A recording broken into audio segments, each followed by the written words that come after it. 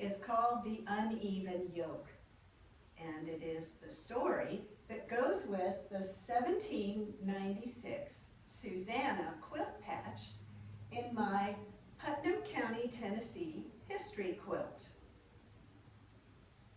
Patsy loved red.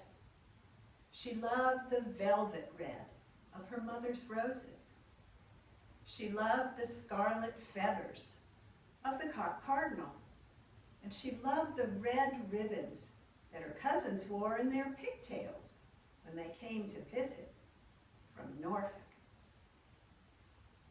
But for Patsy, there were no red ribbons, no bright colors, no jewelry. For Patsy and her parents were North Carolina Quakers. God does not smile upon personal adornment, Patsy's mother reminded her. And so Patsy took a switch and she went out to her mother's garden and she cut the heads off every one of her mother's roses.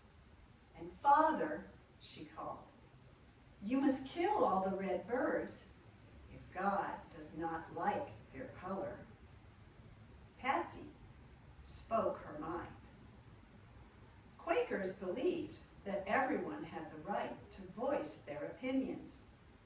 And since she was a young girl, Patsy's father had encouraged her to speak up. But now, as she grew, Patsy spoke up outside of her church. She spoke in men's conversations. Patsy wanted education for women. She doubted that a woman should be subservient to a man. She did not believe that a woman should be yoked to a man. And then Patsy met and fell in love with John Rasco. Now John was a big man.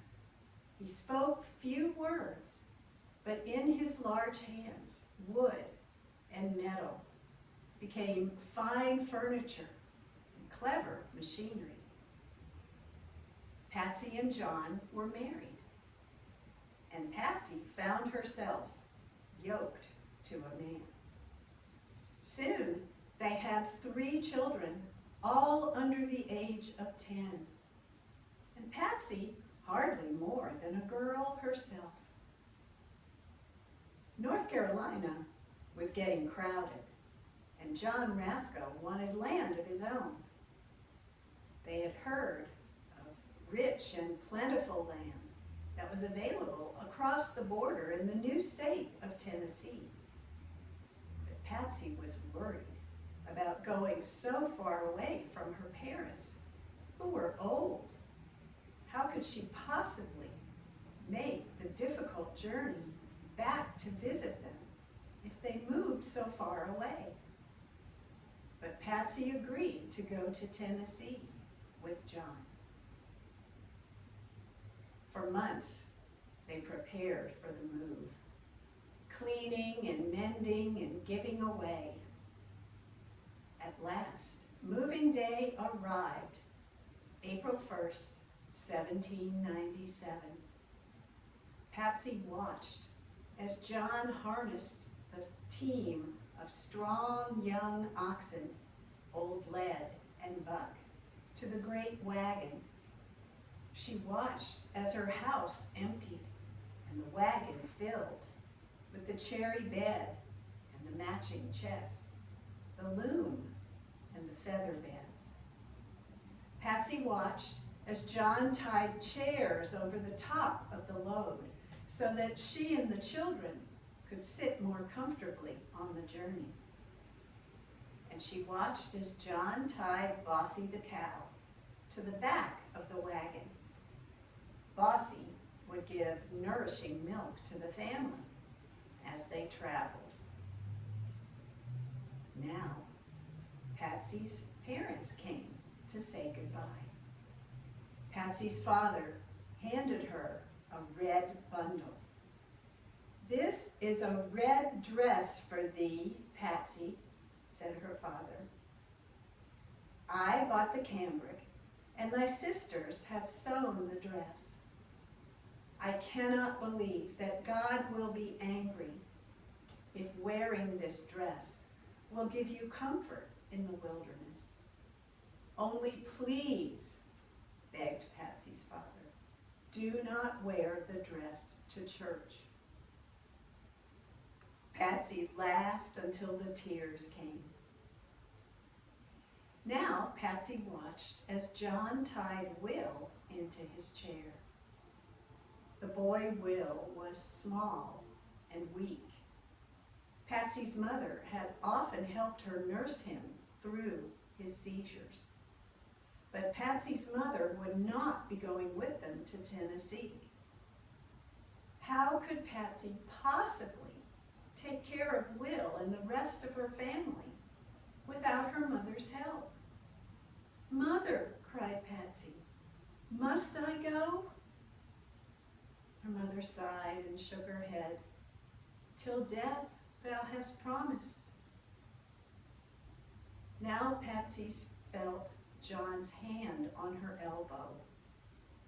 "Let me help you to your place," he said, "and we will start." But Patsy shook her head. "No. I have promised to go with you, but I will not ride in your wagon." And so Patsy walked. She walked behind Bossy the cow. She walked all the way to Tennessee. After a month of difficult travel, the family crossed the border into Tennessee, and everyone smiled to think that by summertime they would be in their new house. But that night, the oxen got into a stand of poisonous mountain laurel, and by the next morning, Buck was dead. Well, old Led could not pull the wagon by himself, and the heavy wooden yoke would not fit the cow's smaller neck. So all that day, John carved and carved and carved. At last, he harnessed the ox and the cow to the uneven yoke. Now, old Led would pull most of the weight, but Bossy would be able to help as well. The family set off again on their journey, and after another 2 weeks of travel, they reached their new land on Hickory Nut Mountain, just off the old Kentucky road, not far from Sparta, Tennessee. Old Led and Bossy were unyoked and put to well-earned pasture. Patsy took up the yoke, a frontier wife and mother. Patsy's parents would die before she could make the return journey to visit them. And in fact, Patsy lived the rest of her life in Tennessee under an uneven yoke.